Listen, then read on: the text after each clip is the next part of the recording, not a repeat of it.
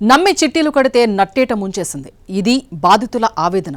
హైదరాబాద్లోని మణికొండలో రూపారెడ్డి అనే చిట్టీల వ్యాపారి రాజకీయ నాయకురాల ఇంటి ఎదుట తమ డబ్బు తమకు ఇవ్వాలని డిమాండ్ చేస్తూ బాధితులు ఆందోళనకు దిగారు. ఒక్కొక్కరిని లక్షల్లో ముంచేసిందని ఆరోపించారు. దీంతో రూపారెడ్డి ఇంటి వద్ద ఉద్రిక్త పరిస్థితి తలెత్తడంతో పోలీసులు రంగంలోకి దిగారు. బాధితుల్ని పోలీస్ స్టేషన్కు తరలించారు. అసలు ఈ కేసులో ఏం జరిగింది? ఇక్కడ చూడండి. ఈ ఫోటోలో రాజసం ఉట్టిపడేలా దరహాసం చిందిస్తున్న మహిళ పేరు రూపారెడ్డి. ఇదిగో ఈ ఫోటోలో చూడండి.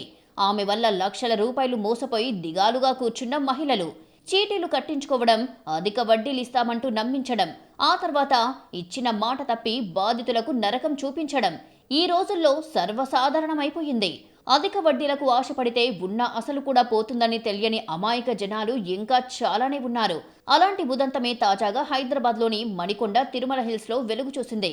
మణికొండలో రాజకీయ పార్టీ నాయకురాలిగా చలామణి అవుతున్న రూపారెడ్డి చిన్నా చితక వ్యాపారులు పలువురు వ్యక్తుల నుంచి కోట్ల రూపాయలు తీసుకుని తిరిగి చెల్లించకుండా వేధిస్తోంది. ఎప్పుడు డబ్బులు అడిగినా రేపు మాపు అంటూ కాలయాపన చేస్తోంది. అంతేకాదు గట్టిగా నిలదీసిన వారికి చెల్లుబాటు కాని చెక్కులిచ్చి చేతులు దులిపేసుకుంది. దీంతో బాధితుల్లో ఆగ్రహం కట్టలు తెంచుకుంది. అందుకే కట్టలు కలిసి వచ్చి ఆమె ఇంటి ఎదుట నిరసనకు దిగారు. తమ డబ్బులు ఇచ్చే వరకు కదిలేది లేదు అంటూ భీష్మించారు. తాము కష్టపడి సంపాదించిన డబ్బులను రూపారెడ్డికి ఇచ్చామని బాధితులు తెలిపారు. ఒక్కొక్క రూపాయి కూడబెట్టి దాచుకున్న సొమ్మును ఇచ్చామన్నారు. అయితే నెలలు సంవత్సరాలు గడుస్తున్నా తమకు ఒక్క రూపాయి కూడా తిరిగి ఇవ్వలేదని వారు ఆవేదన వ్యక్తం చేశారు. తమ డబ్బులు తిరిగి వస్తాయన్న ఆశతో ఇన్నాళ్లు వేచి చూశామని, ఇక చేసేది లేక ఆమె ఇంటి ఎదుట ఆందోళనకు దిగాల్సి వచ్చిందని బాధితులు తెలిపారు.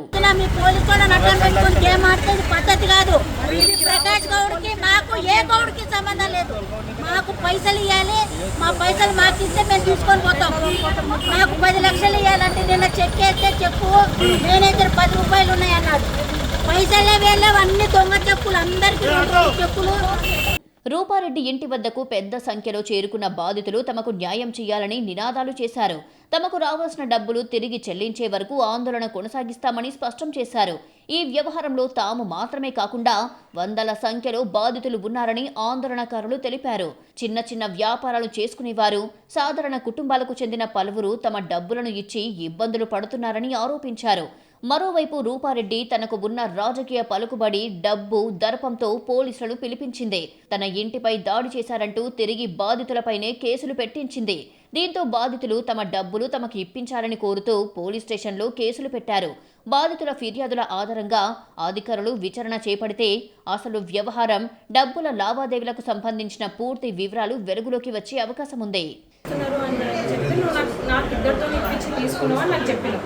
వాళ్ళని తీసుకొస్తే మమ్మీ మాట్లాడింది. నేను ఇవాళ మీకు మనీ కాదు, నేను 6 months టైం పెట్టుకొని ఇస్తాను అని చెప్పి మమ్మీ చెప్పింది. వాళ్ళతో మాట్లాడేది.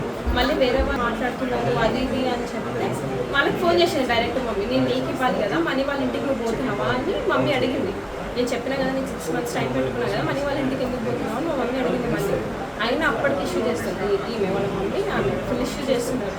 అప్పుడు మా మమ్మీ తమకు న్యాయం జరిగే వరకు ఆందోళన కొనసాగిస్తామని బాధితులు స్పష్టం చేయడంతో తిరుమల హిల్స్ లోని రూపారెడ్డి నివాసం వద్ద ఉద్రిక్త పరిస్థితి నెలకొంది. జనం సొమ్ముతో జల్సా చేస్తున్న రూపారెడ్డి లాంటి వారిని కఠినంగా శిక్షించాలని బాధితులు డిమాండ్ చేస్తున్నారు.